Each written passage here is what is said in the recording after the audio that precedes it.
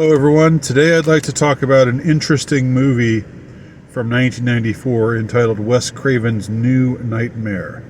I say this is an interesting movie. I'm not sure I would say that it's necessarily a good movie, but it's interesting enough, I think, to make it worthwhile to watch. So I guess it's not bad enough that that I would discourage watching it, and I think the fact that it's so unique, and the concept of it is so unique insofar as the time period in which it was made. I don't think wouldn't be so unique today, but for 1994, this was a pretty innovative concept for a movie. And I think it still stands the test of time in that regard, even if in other ways I would say, acting is not necessarily the greatest, dialogue is not terrific, but but neither of those criticisms would necessarily don't really derail me from still appreciating this movie for what it was. Now, what was it? In case you didn't know, and I'm sure you do know, the 1980s. I guess this trend started in the late 70s, but really hit its stride in the 1980s.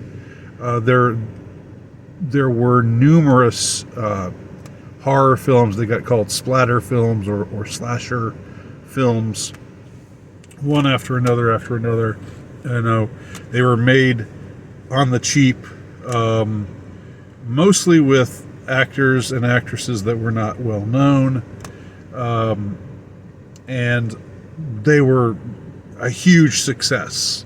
Like teenagers, even though they were rated R, teenagers came out and watched them, just habitually. Young people loved to go to these slasher movies. Friday the 13th. Parts 1 through, 25. I mean, I'm exaggerating, but they're it's just sort of Friday the 13th, part this, part that, and that was one. The Halloween series, which I guess continued into past the 80s, but I think that the time when it was the most culturally relevant was during the 80s,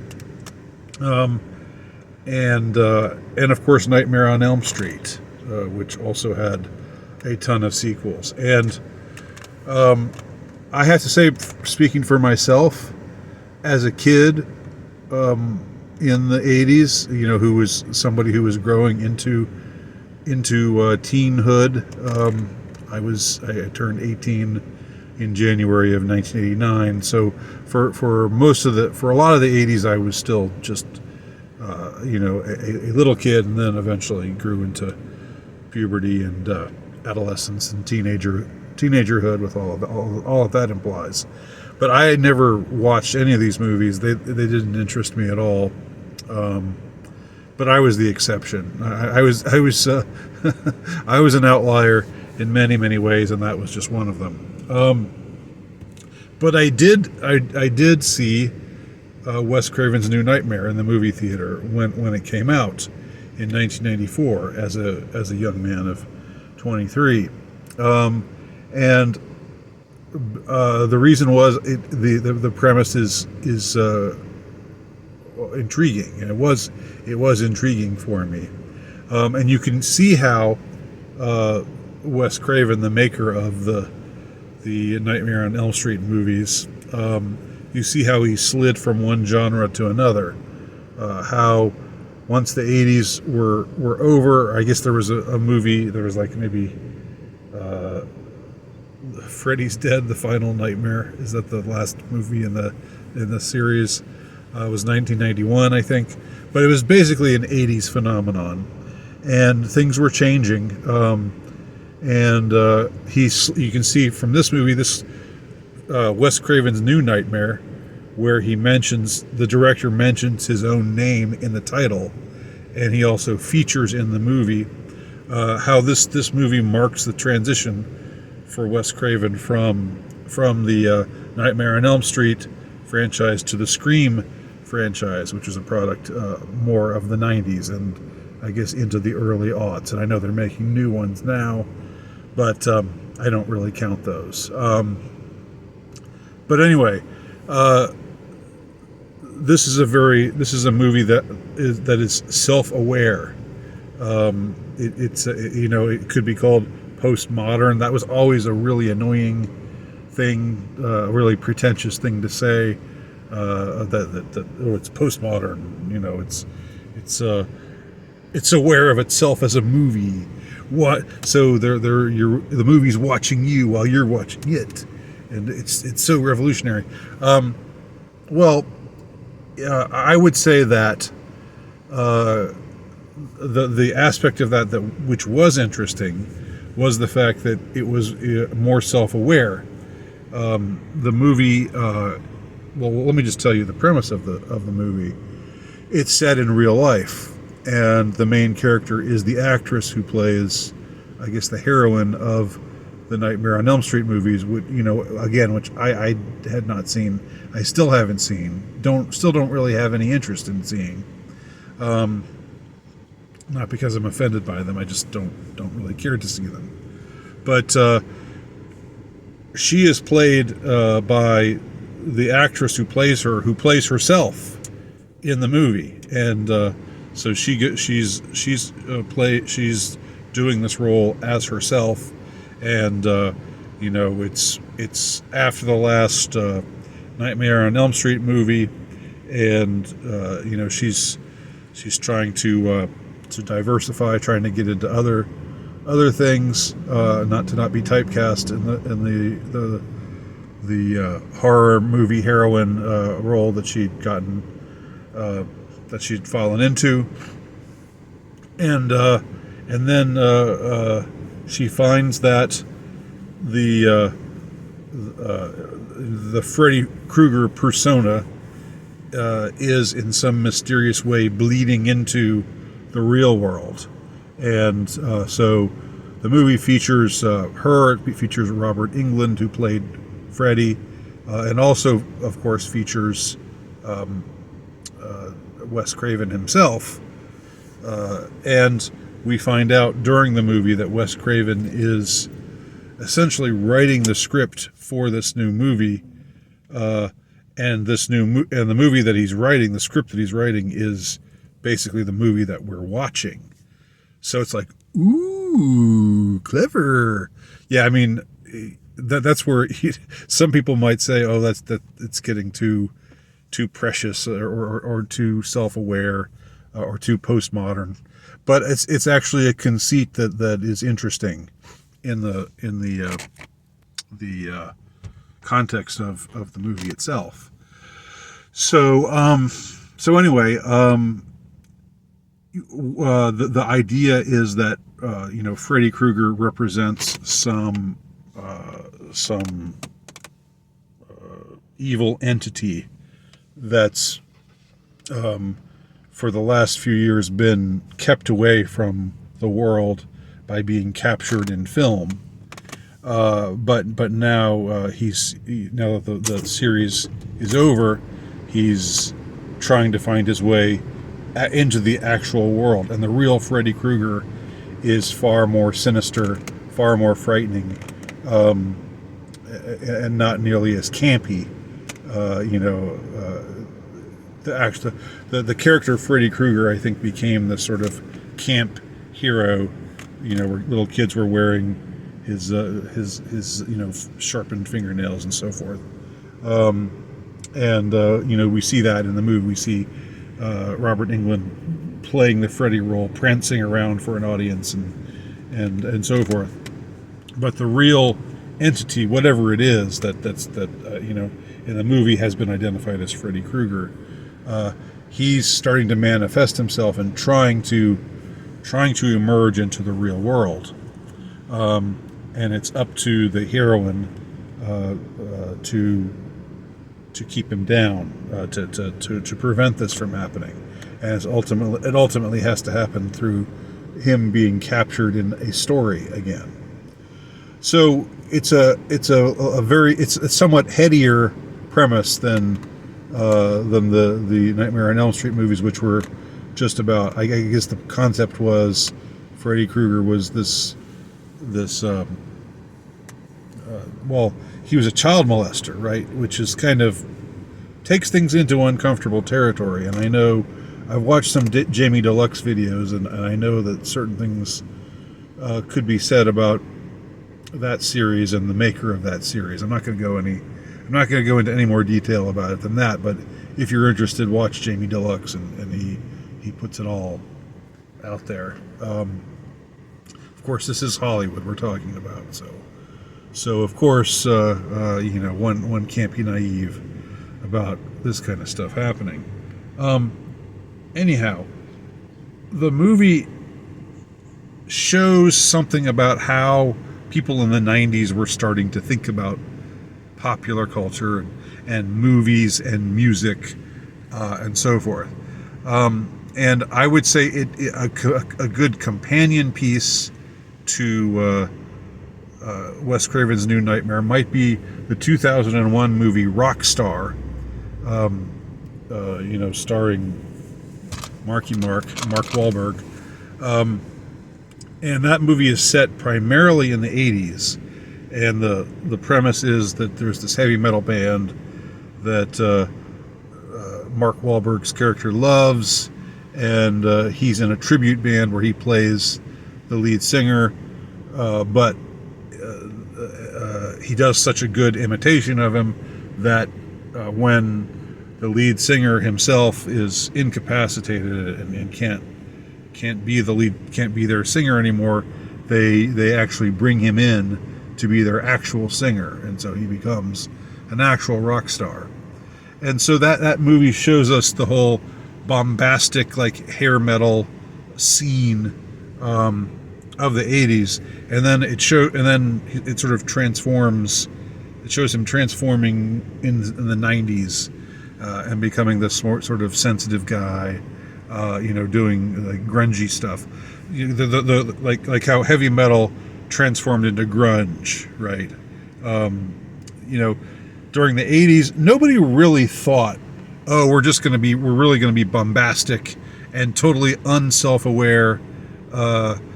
Trust me, I remember the 80s. It wasn't like that. It wasn't, the whole idea wasn't, we're going to just be ignorant of the kind of excessiveness that we're throwing into our lifestyle and throwing into our movies and our music and our and our image and stuff like that. For instance, you could open a yearbook. You could open my yearbook, my high school yearbook from the 80s, and see like every single girl pretty much has got gigantic hair. And right now you look at it and you think, what in the world? Why are all these girls wearing their hair like that? It just seems so over the top. But at the time, nobody thought of it that way. It was just the fashion. So you just and when you looked at your high school yearbook, it didn't register to you like, oh, there's another girl with gigantic hair. It was just like, oh, there's another girl. Really, honestly, that's how it came across. So, we weren't self-aware in all those ways, but in the 90s there was this sort of presumption that, oh, now we're not so silly as we were in the 80s, and so grunge was like heavy metal, like loud music, but it's serious and it's weighty, and it's there was a kind of pretentiousness about that was not necessarily all that appealing.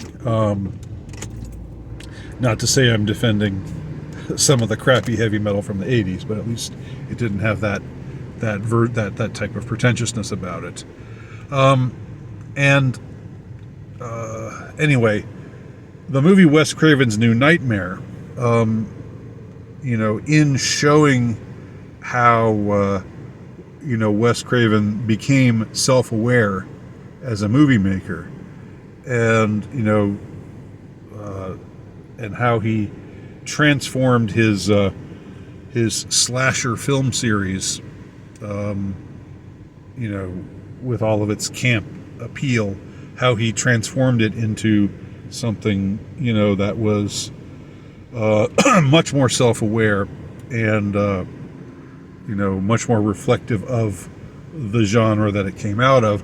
And that you can easily see how that leads into Scream, and the Scream series, which started, I think the first movie came out in 1996, and Scream and its three original sequels were all about it was a horror movie, it was a slasher movie, but it was a self-aware, intelligent slasher movie that pointed out all the conventions of slasher films and so forth. Just the same way that grunge music supposedly was like heavy metal, but stripping away the ridiculous hair and the makeup and just having everybody wear flannel shirts and be depressed and I don't know and all that kind of thing.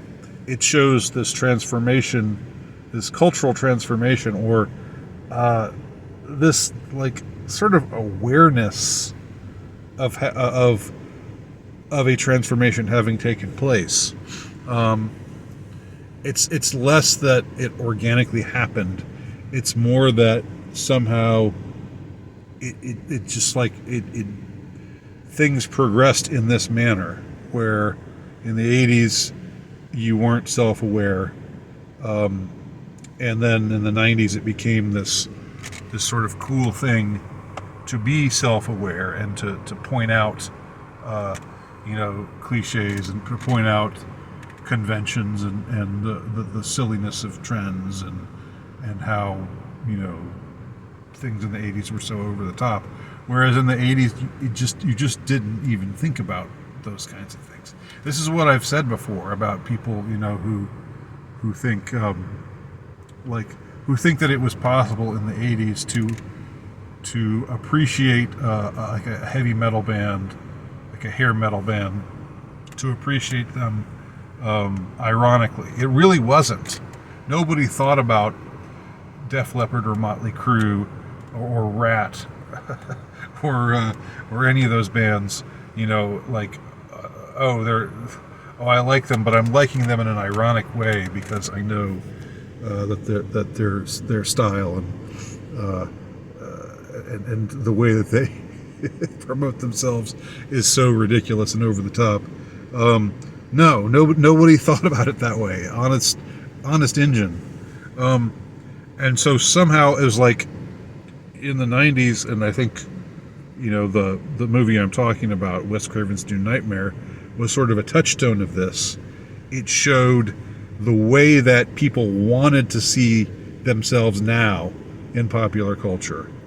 And I would argue that they weren't any more intelligent or they weren't any more clever than they had been, just a few years prior. But it was more like they just stepped into this new phase of being self-aware and ironic. And being self-aware and ironic was very much became the touchstone of Generation X. That may be strange for young people to hear, because they sort of. I've heard people, I've heard younger people like millennials or Gen Z types, talk about something like like a sketch by the Lonely Island comedy troupe, on SNL in the aughts, like the one where the two guys keep shooting each other and it's just really, and then they keep playing that same song, "Ooh, what you say," and like what's it called, Dear something or other. Anyway, it became this famous sketch, and the humor of it came from how ridiculous it was and how absurd it was, and how it just kept getting more and more and more absurd, and people were getting shot, and then they would come back and shoot somebody again, and then like everybody was getting shot from all different directions, and it's a very funny sketch, but it was like people at the time, or what I'm hearing now, is like, this is totally Gen Z humor. And no, like that's the kind of humor that you first heard in the 90s. It was sort of the irony was the touchstone of Generation X. Before Generation X, irony really wasn't around in the same sort of way. But starting in the 90s, which is when Generation X, grew from kids into young adults, it became this hip thing in the culture. Anyhow, those are my thoughts about Wes Craven's New Nightmare. I think it's worth seeing, but more for if you're interested in cultural questions, and I think it's a lesser known movie, but it represents a cultural landmark that is important and worthwhile to pay attention to. So leave your thoughts below. Thank you very much for watching.